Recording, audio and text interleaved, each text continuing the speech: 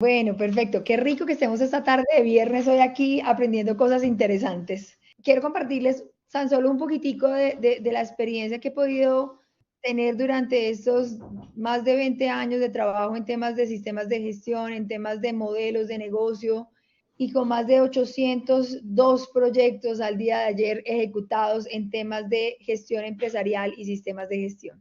Me apasiona es el tema de las no conformidades y en general de la mejora, digamos que le llamamos no conformidades, pero le traigo todo el paquete de mejora, porque es un tema que todos iniciamos un sistema de gestión pensando que es la gran solución para que nuestra organización se estandarice, se mejore, se proyecte. Cuando ya llevamos cierto tiempo en el sistema, perdemos el sentido por el cual iniciamos esto. Yo quiero como que no se lleven solamente conocimientos técnicos, sino que se lleven como esa chispita de, Dios mío, ¿cómo me tengo que movilizar para que realmente mi sistema genere valor? Porque en la experiencia que tenemos en auditorías, en servicios de outsourcing, que muchas empresas tercerizan con nosotros los sistemas de gestión, y en servicios claramente de consultoría para implementarlos desde cero, o incluso también tenemos un servicio muy interesante que me encanta y es el tema de digamos, la optimización de los sistemas y la generación de valor de los sistemas cuando hemos tenido como sistemas tan robustos o tan llenos de cosas y que necesitamos ponerlos prácticos y a movilizarlos. Entonces, este es el objetivo de hoy. Por lo tanto, como decía Diego, el primer objetivo que tenemos hoy es el top 5 de esos errores más comunes en la redacción, análisis y gestión de no conformidades. No conformidades, riesgos y oportunidades. Digamos que el tema de hoy es no conformidades, pero yo les traje de ñapa riesgos y oportunidades. El segundo tema que vamos a ver es las claves para gestionar adecuadamente las no conformidades y el tercero, las acciones para fortalecer el enfoque proactivo y no reactivo de los sistemas de gestión y hacer que generen valor. Usualmente a mí me da mucha, digamos como más que admiración, cuestionamiento. Cuando uno tiene un sistema de gestión que apenas está iniciando, que recién se certifica o recién se implementa, hay muchas no conformidades.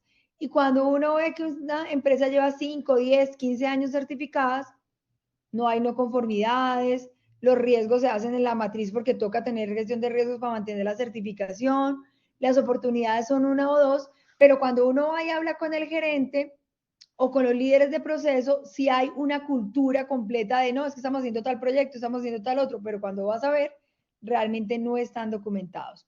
O cuando preguntas al contrario, ven qué dificultades tienen. Hay millones de dificultades, pero no hay una cultura del reporte. Bueno, vamos a primero hablar sobre el tema de cuáles son los errores más comunes. Habríamos hablado que a nivel de errores íbamos a entender los errores a nivel de redacción, análisis y gestión. Entonces vamos con el primero, la redacción. Cuando redactamos no conformidades, usualmente las personas no son específicas en la evidencia. Es sorprendente cuando uno lee un informe de auditoría y uno como auditado quiere saber, venga, ¿en qué la embarré? ¿Cuál es el error que tengo? Y resulta que la evidencia le dice a uno fallas en los documentos tales y tales. Y uno, venga, pero no me acuerdo cuál fue la falla porque no tomé nota o el auditor no fue específico. Entonces, ese es uno de los errores número uno. No especificar la evidencia. La evidencia, yo siempre le digo a la gente que describirla como una foto con todos los detalles, como cuando uno Dios nunca quiere y Dios nunca quiera que esto pase, pero como cuando uno ve a alguna persona haciéndole infiel a otra y le toma la foto y le dice, no, es que la chica era así, mona, estaba vestida así, tenía los zapatos así. En ese nivel de detalle tiene que ser la evidencia. Claramente hay que guardar, obviamente, los temas, por ejemplo, de no nombrar las personas, sino los cargos, pero tiene que ser muy específico. Entonces, es el error número uno. El error número dos es no describir el criterio. Digamos que uno puede nombrar el numeral, pero resulta que entre el numeral hay miles de literales, por ejemplo, o hay una parte, cuando uno lee una frase en el requisito o en el estándar, pues la frase puede tener muchas cosas y resulta que de esas solamente estás incumpliendo una. Entonces hay que describir no solamente con el numeral, sino con la redacción en sí misma de la no conformidad, cuál es el criterio específico que estás incumpliendo. Y lo tercero es describir el porqué de la evidencia incumple con el criterio. Entonces voy a hacerles un ejemplo en la práctica y les voy a traer una fórmula que les quiero compartir el día de hoy sobre cómo redactar no conformidades. Entonces, esta fórmula no es que tenga que ser así, ¿no? Es la fórmula más práctica, más clara que nosotros hemos encontrado para redactar no conformidades. La primera, la evidencia, la foto. La segunda, el hallazgo. Recordemos que el hallazgo es digamos, la decisión, o más que la decisión, no, la calificación que yo hago de la comparación de la evidencia contra el criterio. Siempre me gusta hacer el comparativo, digamos, del ejemplo que les decía de la chica que estaba siendo infiel a su pareja. Y si yo voy con mi esposo y mi esposo no conoce a la chica, pues seguramente va a decir, se quiere mucho. Pero como yo la conozco, yo voy a decir, es infiel. O sea que el criterio de él y el mismo es diferente. La calificación que yo hago, infidelidad o amor, es la calificación que yo hago de la evidencia contra el criterio, depende claramente del criterio. Entonces, la forma de redactar es evidencia más hallazgo, que es la calificación del criterio contra la evidencia, más criterio. Vamos a ver un ejemplo. Se evidencia identifica que las hojas de vida de los equipos XX con serie XY y los equipos WZ con serie XYZ no cuentan con certificado de calibración. ¿Cómo lo describe el requisito normativo tal y el cronograma de calibración del año tal? Entonces, aquí claramente está el criterio, aquí está qué es lo que pasa. No cuenta con certificación y ¿por qué no cumple con el criterio? Porque lo describe la norma del requisito tal y porque lo describe el cronograma en numeral tal. ¿Cómo encontramos normalmente los hallazgos redactados? De forma muy genérica. Este es un ejemplo de lo que no deben hacer. Se evidencia que las hojas de vida tales y tales no tienen los soportes requeridos. Esta no, es un hallazgo que no permite que en el momento en el que el auditado vaya a identificar lo que tiene que corregir puntualmente, pues se va a perder, se va a sentir perdido. Vamos a ir entonces ahora con los errores comunes para redactar los riesgos. En el riesgo número 1, los errores más comunes es no redactar el contexto que lleva a identificar el efecto de incertidumbre. Por ejemplo, uno podría decir que se evidencia un riesgo, por ejemplo, es una forma común de redactar, de que no se cumpla el indicador de presupuesto de ventas. ¿Listo? Esa es una descripción de un hallazgo de riesgo. Pero, ¿cómo debería decirlo? ¿Qué es lo que me dice? ¿Y usted por qué pensó o por qué piensa que eso es un riesgo? O sea, ¿qué es lo que hay alrededor, el contexto que hay que lo lleva a pensar eso? Lo otro es que usualmente en las redacciones no describen el criterio que puede ser afectado. El criterio normativo, el criterio de la organización y no describe la consecuencia. Entonces, aquí les traigo también la fórmula de la redacción de riesgos. La fórmula de redactar un riesgo es el contexto, el efecto de incertidumbre más el criterio. Vamos a ver esto en la práctica. Se evidencia o identifica que en la actualidad la mayoría de los indicadores del proceso comercial están muy cercanos al rango menor de desempeño. Adicionalmente, el personal manifiesta que las oportunidades comerciales se han bajado. Todo esto que he nombrado es contexto. Lo que podría generar un incumplimiento, lo que podría generar un incumplimiento es el efecto de incertidumbre. Y el incumplimiento del presupuesto de ventas es la consecuencia. Entonces, claramente, ¿cuál es el criterio aquí también? El cumplimiento del presupuesto de ventas. Entonces, tenemos a veces redacciones de hallazgos como se evidencia que los indicadores comerciales están cerca, qué pena, le escribí más cerca, al rango de menor desempeño y chao. Entonces, claro, cuando yo voy a hacer soy el auditado, porque yo siempre le digo cuando hago entrenamiento de auditores, yo siempre le digo a los auditores, ustedes tienen que entender que los auditados son nuestros clientes que necesitan entender el sentido de la no conformidad y no es sentir que me puso la no conformidad y yo me quedé incómodo porque no me la merezco o porque siento que no sirve para nada. O sea, tiene que tener un sentido. Y solo va a tener un sentido para el auditado o para la persona que va a tener que gestionar el hallazgo si tiene un contexto que realmente le demuestre ese efecto de incertidumbre. ¿Listo? Vamos ahora a los errores comunes en la redacción de oportunidades de mejora. El error número 1, nuevamente, es no redactar el contexto que presenta la oportunidad. Yo me encuentro con mucha frecuencia cuando reviso informes de auditorías internas de empresas pues, que han hecho otros ciclos de auditoría con otras entidades, otras personas naturales, o mejor aún, con personas internas que todavía no tienen desarrollada la capacidad o la competencia, porque la capacidad puede que sí la tengan, pero la competencia de redactar no conformidades, oportunidades de mejora, y encuentro que las oportunidades de mejora se convierten en consejos o recomendaciones. Y eso es un error técnico. O sea, una oportunidad de mejora se tiene que redactar en forma de oportunidad, no de acción. Y el contexto que me lleva a entender esa oportunidad. Entonces, realmente es clave diferenciar entre la oportunidad y la acción. Yo siempre doy un ejemplo y es, uno puede tener, por ejemplo, una oportunidad que se está presentando en el mercado sobre una nueva tendencia de consumo. Sobre esa nueva tendencia de consumo, si yo describo la acción, estoy sesgando a la organización a que esa es la única solución. Y las oportunidades pueden tener millones de formas de abordarlas.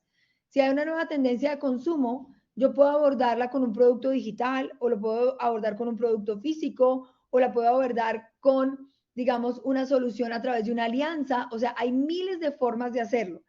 Entonces, la recomendación que les hago es no sesguen el campo de acción de las empresas definiendo o describiendo las oportunidades de mejora como recomendaciones. Esas son, yo siempre les digo a mis clientes, cuando hago auditorías, yo les regalo unas notas de recomendaciones o incluso les regalo unas buenas prácticas para que las solucione, pero como un documento adicional que no hace parte del informe de auditoría. Y lo otro es no describir el posible beneficio. Eso es la redacción, pero ahorita les voy a contar la gestión cuál es el error más grande a nivel de oportunidades de mejora. Entonces, ¿cuál será la fórmula para redactar una oportunidad de mejora? Nuevamente, el contexto que me lleva a pensar que sí es una oportunidad, la oportunidad como tal y el beneficio. Vamos a mirar qué sí se debe hacer en oportunidades de mejora. Se evidencia que en la actualidad existe una tendencia en el mercado de servicios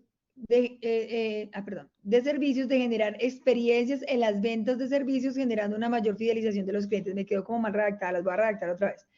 Se evidencia que en la actualidad existe una tendencia en el sector servicios relacionada con generar experiencias en las ventas de servicios, generando una mayor fidelización de clientes. Entonces, la primera parte es el contexto, lo que pasa en el mercado. ¿Cuál es la oportunidad? Generar la experiencia. ¿Y cuál es el beneficio de la fidelización? ¿Qué encontramos en la redacción errónea? Se evidencia la necesidad de diseñar una experiencia alrededor del servicio usando la tecnología. Cuando yo leo esto, aquí ya me están dando la solución, use la tecnología, y aquí simplemente me dicen se necesita, punto, pero no me dicen por qué, qué es lo importante, la tendencia en el mercado. Entonces, cuando yo conozco el contexto, voy a valorar si la oportunidad es un capricho del auditor o es un gusto o es una preferencia o realmente es algo que me va a generar valor. Y las oportunidades de mejora son para mí las más importantes en un sistema de gestión porque finalmente son las que van a llevar a ser un sistema completamente proactivo. Bueno, vamos a ver entonces los errores comunes a nivel de análisis de no conformidades y riesgos. Ustedes no me lo van a creer, espero que se sorprendan cuando les diga esto, pero hay muchas organizaciones que hacen lluvia de ideas o espina de pescado, pero no tienen una metodología en la espina de pescado después de que identifican los porqués que se ubican en las diferentes M's, cuáles de esas ideas es la causa raíz.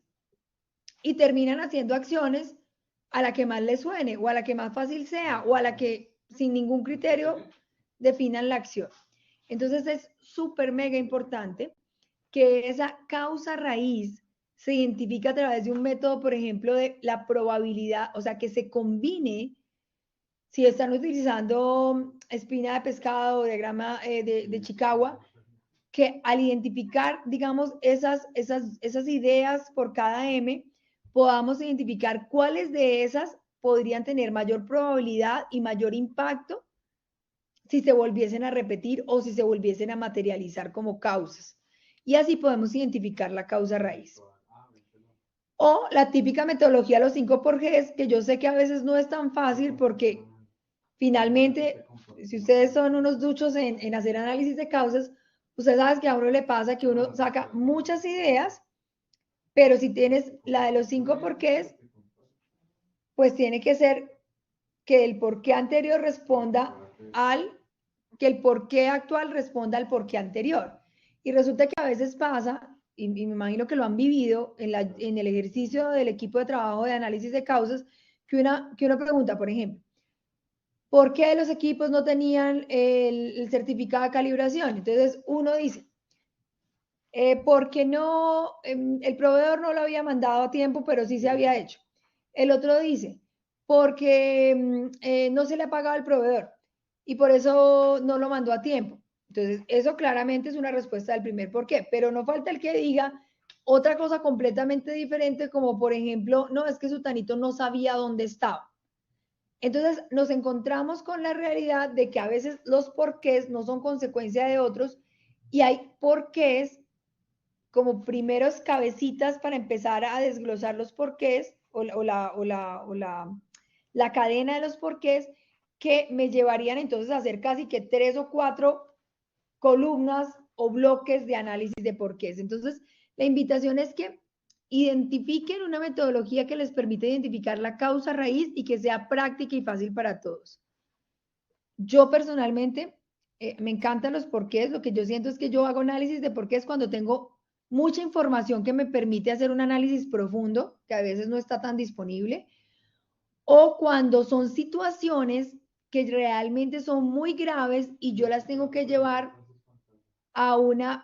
digamos, a un nivel tan profundo que necesito que realmente esto se gestione.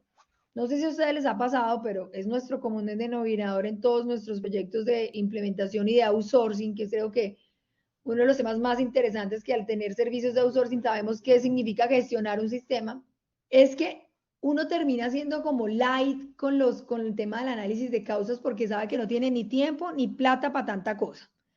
Entonces, la metodología de los 5 porqués, como es tan profunda, a veces se me convierten en proyectos demasiado grandes que realmente la organización en ese momento no tiene la capacidad de abordar. Y terminamos manipulando el análisis de los porqués para poder simplemente poner algo en el plan de acción. Entonces, la causa raíz hay que identificarla para poder asegurarme que realmente no vuelva a suceder y es el verdadero gran reto que tenemos, que no vuelva a suceder, ni ahí ni en ningún otro lugar. No realizar el análisis de causa con un equipo multidisciplinario involucrado en el proceso. Eso sí que me encanta.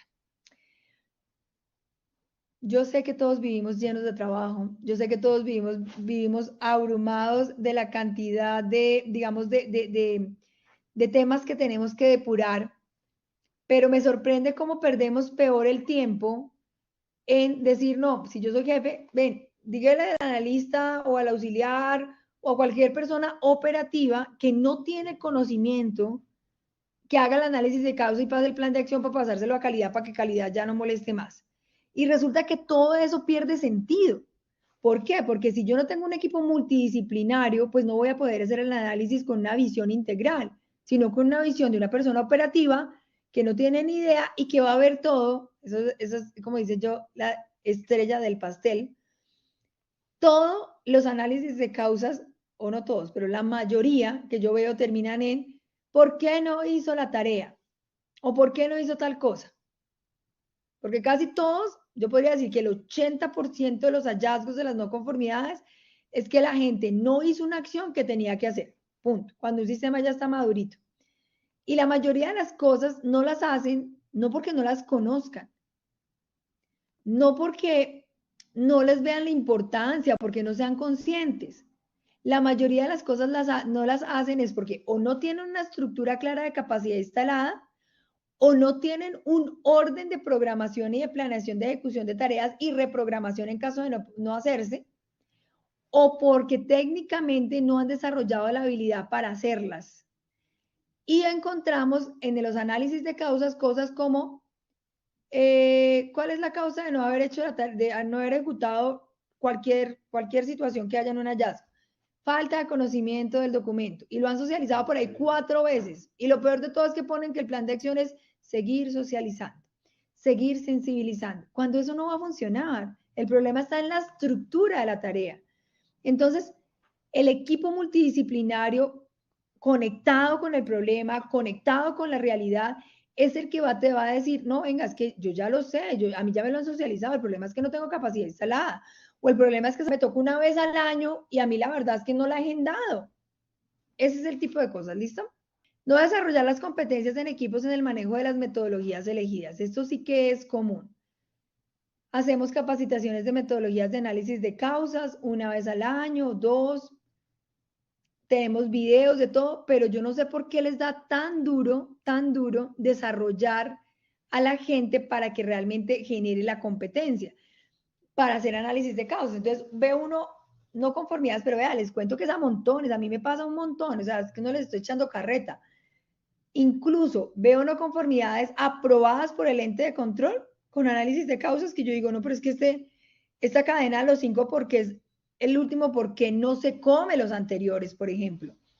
O el último, o por ejemplo, el plan de acción no se come las causas anteriores. O por ejemplo, el segundo porque no responde al primero.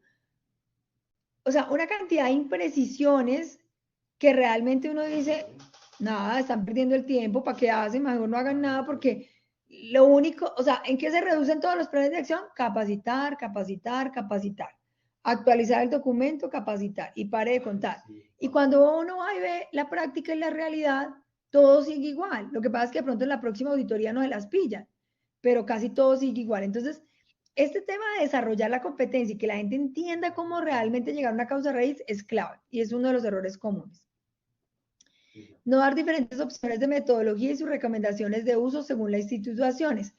Yo sé que mucha gente piensa, no, mejor, si se confunden con una, ¿cómo les vamos a poner 5? Entonces, ¿cuál es la idea? La idea es que podamos identificar cuáles de las metodologías se adaptan mejor a cada situación. Les voy a contar nuestra experiencia y cómo lo manejamos. Usualmente, como les comentaba anteriormente, la metodología de los 5 porqués es una metodología que me lleva a un nivel de profundidad en el que muchas veces, no siempre claramente, pero muchas veces me lleva a generar proyectos o transformaciones culturales o transformaciones digitales demasiado grandes que la organización no está en capacidad de hacer en ese momento. Entonces, como todo el mundo, yo no sé por qué tiene como la angustia de que tienen que cerrar los planes de acción rapidísimo, entonces terminan, digamos, como dejándolos en un nivel de profundidad de la causa número 3, que se supone que es la mínima que debemos llegar, y no, realmente no aborda la profundidad. Entonces, por ejemplo, cuando el problema sea muy crítico y de un impacto grande en la organización, vamos a utilizar una metodología de 5 porqués. Cuando el problema no sea tan crítico o cuando no tengamos tantos recursos y sabemos que no podemos lograr eso, sino que tenemos que hacer una acción, digamos, mediana, a un nivel mediano y todavía no tan profundo, podemos utilizar lluvia de ideas enmarcadas en una estructura de espina de pescado, pero con calificación de probabilidad de impacto para poder identificar la causa raíz. ¿Por qué le metemos probabilidad de impacto? Pues para saber que si esa causa puede seguir generando ese daño y si lo genera puede generar un daño muy grave. Los errores comunes en la gestión de no conformidades, o sea, ya vimos la redacción, ya vimos el análisis, ahora vayamos a la acción. ¿Cuáles son los errores comunes en gestión de no conformidades en cuanto a la acción? Primero, describir las correcciones como acciones correctivas. A mí me sorprende, por ejemplo, ver cómo uno ve la corrección y la acción correctiva está redactada de la misma forma, perdón, está redactada, es lo mismo, pero es redactado de forma diferente.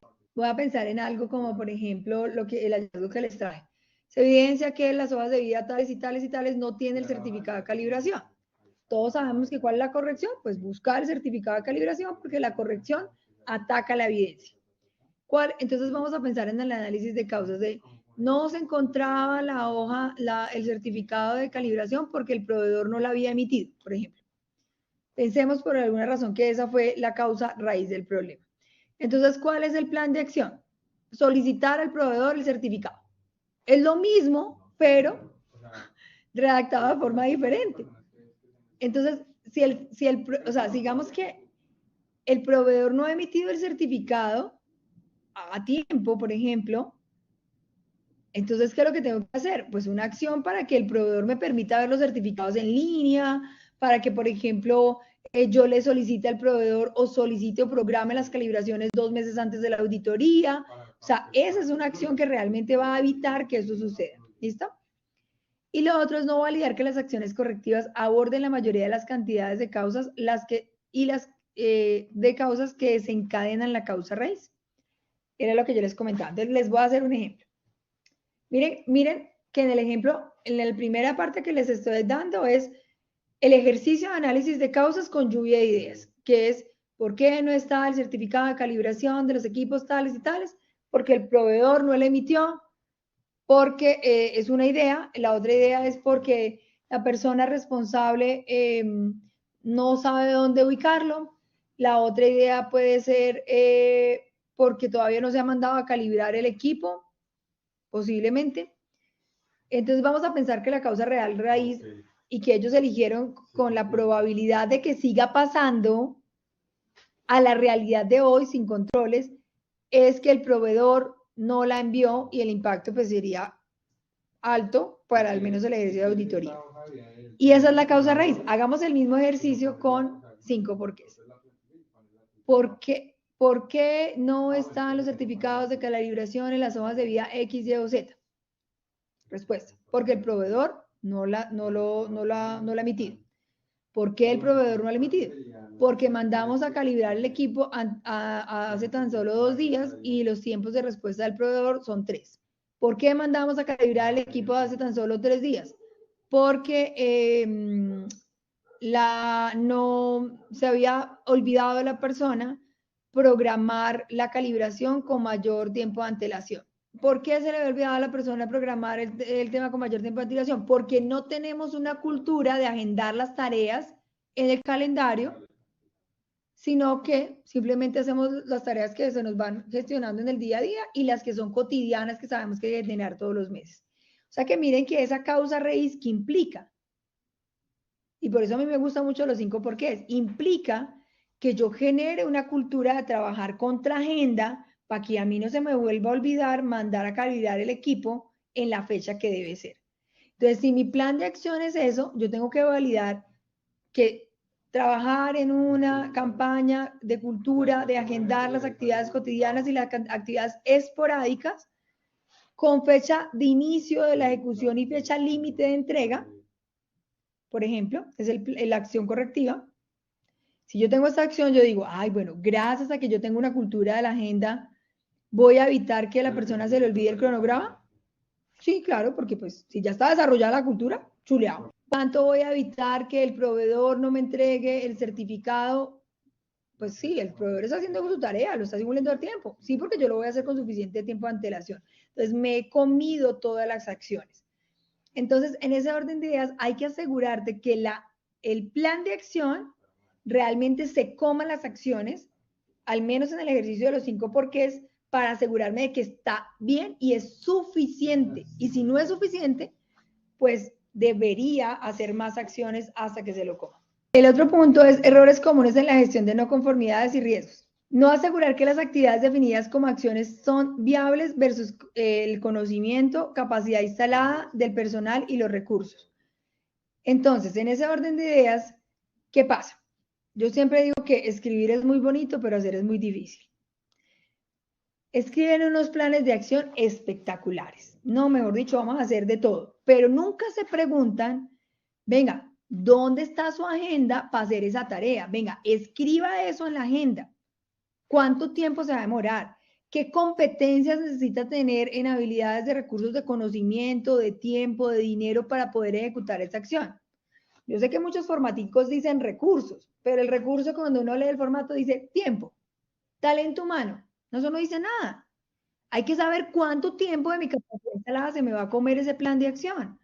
Porque por eso es la razón que cuando uno va a mirar los planes de acción, todos están vencidos y nadie ha hecho la tarea, porque nadie es consciente de hacer ese clic entre, bueno, estoy escribiendo esta acción y esa acción la tengo que llevar a una agenda y la tengo que llevar a una generación de recurso tiempo o una acción de generación de recurso conocimiento o una acción o generación financiero. Entonces, cuando yo hablo de conocimiento, capacidad instalada y de personas, me refiero a esto. O sea, no pongan, por favor, en sus planes de acción recurso, talento humano, porque es un saludo a la bandera. No les sirve. 25 horas de trabajo. Y es cuando uno alza la mano y dice, oiga, venga, es que desarrollar este plan de acción me va a tomar 25 horas de trabajo y yo para septiembre no se lo puedo tener porque tengo prioridad esto y esto y esto y esto. Y ahí sí hacemos, digamos, más tangible el tema. Hacer cierre de las acciones cuando se han ejecutado y no cuando realmente han alcanzado la eficacia demostrada en el tiempo. Este es el top número 1 de los errores en la gestión de no conformidades y riesgos. Esa sí es mi, oh my goodness. Cuando entro a mirar los planes de acción y veo que están cerrados, digo, venga, ¿y usted por qué cerró ese plan? Ah, se ejecutaron todas las tareas del plan, pero ¿cómo se dio cuenta que es eficaz? ¿Qué es eficaz para usted? Eficaz es cuando realmente, después de que yo he expuesto la realidad del plan de acción que he puesto en un tiempo, o sea, se ha demostrado que no vuelve a pasar. Entonces, yo personalmente soy una enemiga, número 1, de esas políticas organizacionales que dicen que es que los planes de acción se tienen que cerrar a 3 meses o a 6 meses, sea como sea. Porque lo que hacen precisamente es una cultura del cierre citis a la loca. No, hay que evaluar. Vamos a hacer el ejemplo del tema de la hoja de vida. Pensemos que el plan de acción era generar una cultura de escribir las actividades esporádicas y cotidianas en la agenda y reprogramar las que no se puedan ejecutar. Y así nos vamos a permitir tener una cultura basada en la capacidad instalada, ¿cierto? Que es una cosa súper difícil de encontrar en las culturas organizacionales, que solamente se trabajan a nivel de procesos misionales, no se trabajan a nivel de procesos de apoyo. Y resulta que, listo, yo monté la campaña, hice el tema, hice, mejor dicho, contraté a compensar mi caja de compensación y me llevaron unos payasos, hicieron la cultura de la agenda y bla, bla, bla, bla, bla. Y escribí en el procedimiento y actualicé que entonces de ahora en adelante todo se tiene que agendar por el calendario, incluso la tarea del plan de acción, incluso la de la calibración con 2 meses de antelación. ¿Cómo me voy a dar cuenta que eso funcionó? Pues solamente me voy a dar cuenta hasta que pase mínimo un siguiente periodo de calibración y gracias, ojo con esto, gracias a que el personaje puso en la agenda, funcionó. No fue gracias a que le dio un chispazo de que se acordó, no, gracias a que realmente logró hacer esa acción con esa agenda. Entonces, ahí en ese momento sí voy a considerar eficaz. Entonces, ¿cuánto tengo que esperar? Pues si la calibración es cada 6 meses, cada año, pues tengo que esperar un año. Dios mío, ¿cómo así? Entonces voy a tener un indicador de 100 no conformidades abiertas. No pasa nada. ¿Por qué vamos a cerrar no conformidades para decir que las tenemos cerradas cuando no hemos evaluado si realmente son eficaces? Entonces, la invitación es que hagamos las cosas con mucho sentido, porque a mí sí me duele mucho en el alma ver sistemas como tan de papel, como simplemente por cumplir, por mostrar un indicador que realmente no genera valor. ¿Y cuáles son las claves entonces para gestionar las no conformidades? Primero, levantar como no conformidad lo que realmente vale la pena. A mí me aterra ver organizaciones que tienen 20, 30 no conformidades y dicen, no, orgullosísimos. No, hay cosas que no valen la pena que sean no conformidad. Yo sé que una no conformidad es un incumplimiento de un requisito del cliente, de la ley, de la ISO y de la organización. Pero es que una no, o sea, hacer el análisis de causas de una no conformidad implica sacar de su trabajo un equipo multidisciplinario, montar un plan de acción que es toda una complejidad, por lo tanto, realmente lo que podría llegar a ser una observación o un hallazgo de incumplimiento, lo soluciono con corrección porque yo siento que esto no va a volver a pasar, que no va a ser algo que sea de alto impacto, que no va a ser algo que sea repetitivo y ya. Entonces, la invitación es que ahora no es que nada sea no conformidad, pero que realmente sea una no conformidad para hacerla como debe ser lo que realmente amerite. Asegurarse de identificar en las análisis de causas y las causas principales y las secundarias más relevantes. O sea, el análisis de causas es clave para poder asegurarse de que tenemos un plan de acción realmente eficaz. Validar si las acciones resuelven la causa raíz y secundarias más relevantes, las que yo les comentaba. Si realmente se comen todas las acciones, como el ejemplo que les di ahorita. Me voy a volver un momentico. Acá, para que yo asegure la identificación y análisis de causas, vean, de verdad, háganse un favor ustedes mismos.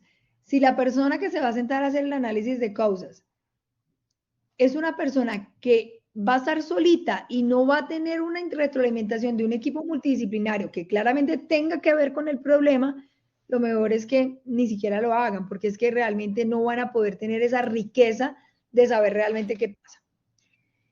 Y cuarto, validar la complejidad de la acción versus la capacidad instalada, que es lo que les comentaba de la prioridad. Miren, en la práctica, yo pienso que esto es lo que hace que, que todo este tema de la gestión de mejora a veces se convierta en una papelitis y mentitis que no genera valor y que los gerentes empiezan a sentir de que sí hacen muchos planes de acción, pero las ventas no se están dando, pero los equipos siguen trabajando en hilos, o sea, aislados, en islas, pero finalmente la problemática real de la organización no se está solucionando. Y el último es cómo desarrollar un enfoque proactivo versus reactivo. Nosotros hemos montado bastantes campañas en nuestros clientes de outsourcing de sistemas de gestión sobre el desarrollo de una cultura de riesgos. A mí me parece muy simpático porque la gente, estoy segura, y lo hemos demostrado con nuestros equipos de outsourcing, nuestros servicios de outsourcing, que la gente huele mal algo. A la gente le huele algo mal, pero está tan ocupada pensando en la operatividad del día a día que no se imagina que eso que le huele mal, que le parece que está mal, tiene que irlo a registrar. Entonces hay que simplificar. Digamos que el común de la gente no se va a poner a llenar la matriz de riesgo. Entonces, actívele un código QR con un formulario de una pregunta. ¿Qué sucede? Siento que, no sé, cualquier cosa que le huela mal, o sea, regístrela para que empecemos a generar la cultura de riesgos y empezar a tener un sistema preventivo. Recordemos que el sistema preventivo es cuando tengo fortalecido el sistema de gestión de riesgos y el proactivo es cuando tengo fortalecido el tema de mejora a través de oportunidades de mejora. Y desarrollar una cultura de anticipación tiene que ver con asegurarme de que yo realmente estoy oliéndome las oportunidades. Miren, bueno, no sé qué tamaños de empresas hay aquí en este momento unidas con nosotros, pero Colombia y Latinoamérica, el 95% de las empresas, pero en Colombia, en Latinoamérica posiblemente son un poquito menos dependiendo de los países, son empresas pequeñas y medianas. Entonces, los gerentes y los operativos están, mejor dicho, allá, ventas, producción, ventas, producción, ventas, producción. Y a veces no voltean a mirar las tendencias. Y cuando se dan cuenta, las ventas van para abajo y se preguntan, ¿pero por qué? ¿Qué pasa? No han visto la tendencia, no han visto la anticipación. Entonces, yo hoy quiero hacerles un llamado, pero así, SOS. Los sistemas de gestión, y me duele en el alma, han bajado las certificaciones en nuestro país más de un 30%, porque ya no, los gerentes no le están creyendo a los sistemas de gestión. Y es parte de nuestra responsabilidad como líderes de gestión de calidad o líderes de sistemas integrados, darle otro enfoque más estratégico a los sistemas y llevarlos a una cultura de anticipación para ser proactivos. ¿Cuál es la tendencia? ¿Cómo muestro los últimos temas del mercado? ¿Cuál es la última tecnología que mi mercado objetivo aprecie y que la organización tenga la capacidad de implementar?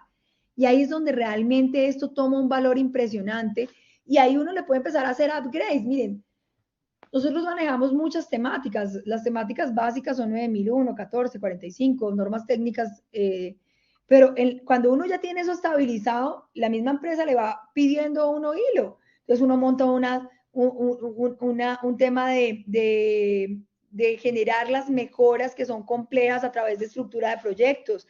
Y a esa estructura de proyectos le mete metodologías de gestión del cambio y crea proyectos de optimización con metodologías Lean y Kaizen y crea proyectos, por ejemplo, de mejora y incorpora los temas de inteligencia de negocios e innovación y va llevando la organización a unos niveles espectaculares de crecimiento.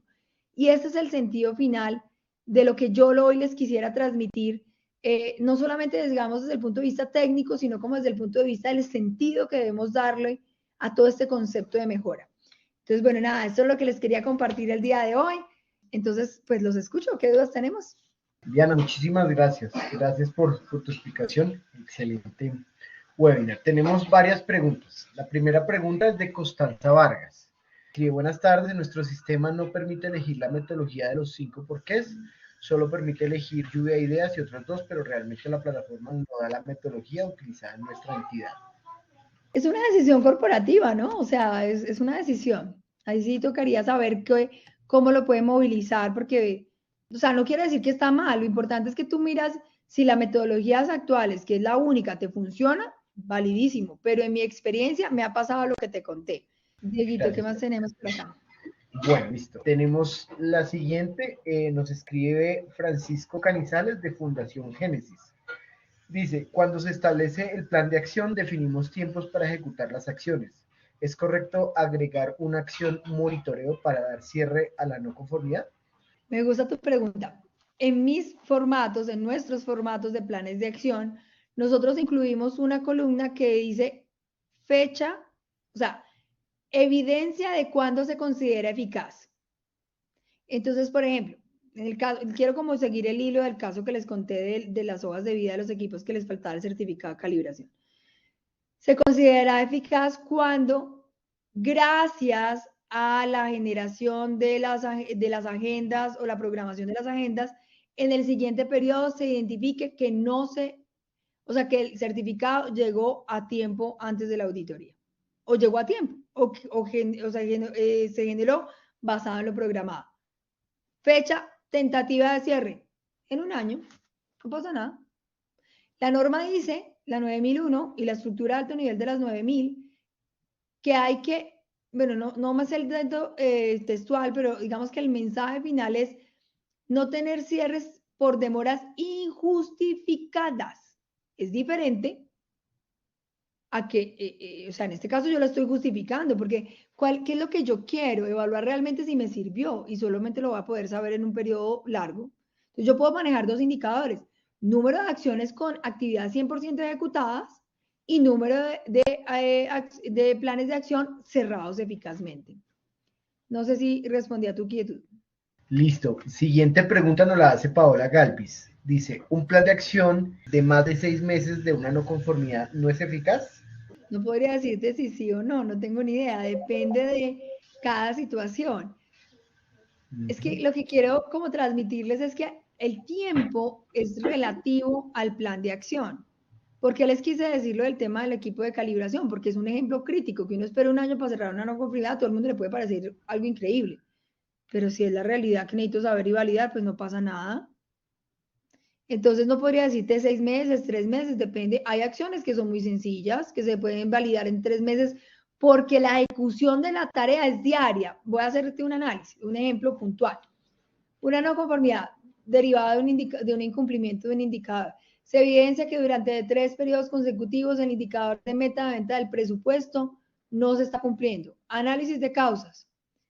El presupuesto asignado fue proyectado con una proyección de crecimiento económico mayor a la definida por el Banco, no sé, por el Banco Interamericano de Desarrollo, o mayor a la proyectada y aceptada por Colombia.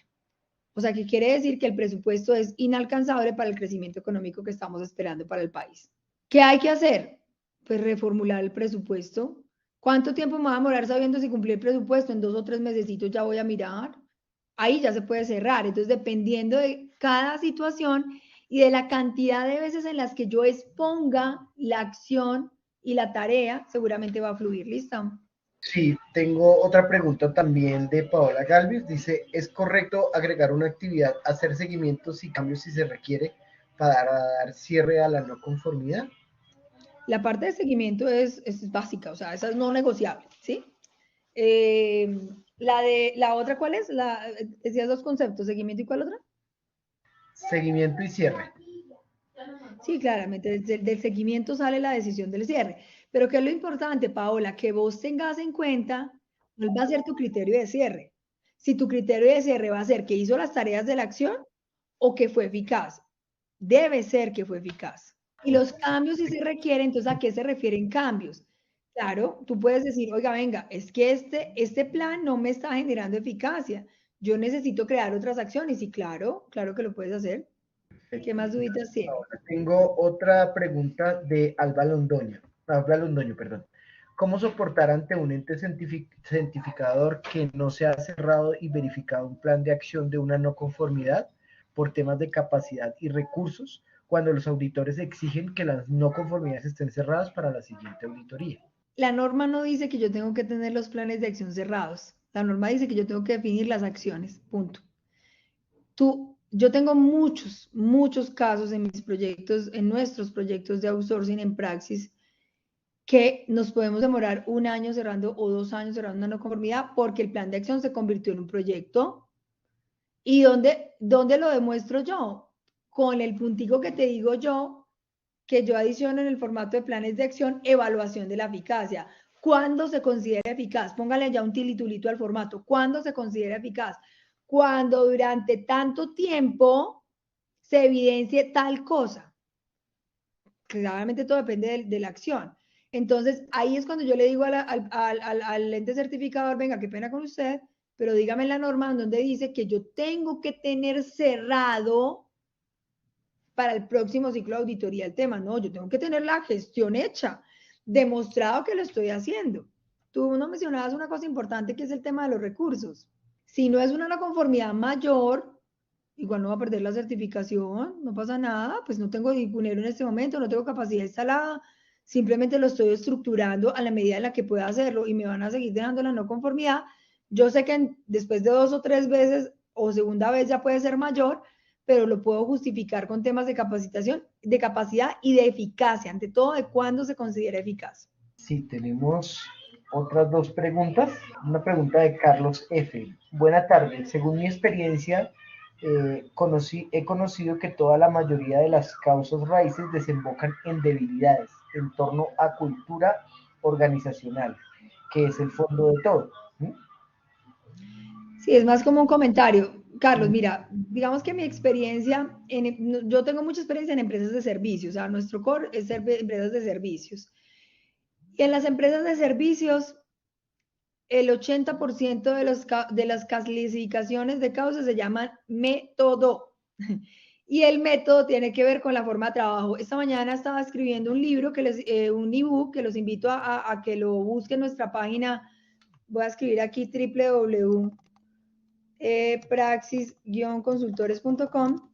Ahí hay una sección de centro de conocimientos. Seguramente esta semanita la otra va a salir el ebook sobre cómo utilizar metodologías ágiles de mejora, como por ejemplo un Six Sigma, y cómo la cultura es un valor, es una variable de ineficiencia de procesos.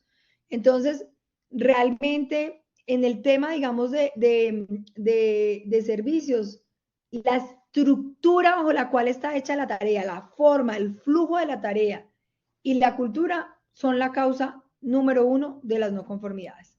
Es cierto. ¿Qué más tenemos, Dieguito? Y la última pregunta, que también es de Carlos F. ¿Dónde puedo consultar la metodología mixta que mencionó para las no conformidades que son de bajo impacto y no recurrente, que asocia probabilidad e impacto para priorizar? Carlitos, no he escrito el ebook, pero te prometo que lo voy a meter dentro de mi parrilla de programación y en unos 2 mesecitos lo tienes en nuestro centro de conocimientos. Te lo voy a escribir para ti. Vale. Ay, nos acaba de escribir ahí Andrea Londoño que nos sirve el link que enviaste. Ah, no, pues es que es el nombre de la empresa. Simplemente pon praxis-consultores.com y ya ahí debes encontrarlo seguramente. No hay más preguntas, no hay más preguntas. Agradecerte por este tiempo. La verdad, siempre tus webinars son muy efectivos y de verdad muy agradable haberte escuchado el día de hoy. Gracias por todo Bueno, el apoyo que nos brindas. Bueno, un abrazo, bendiciones. Los invito a que nos sigan en redes sociales. Que estén muy bien. vale, Chao. gracias.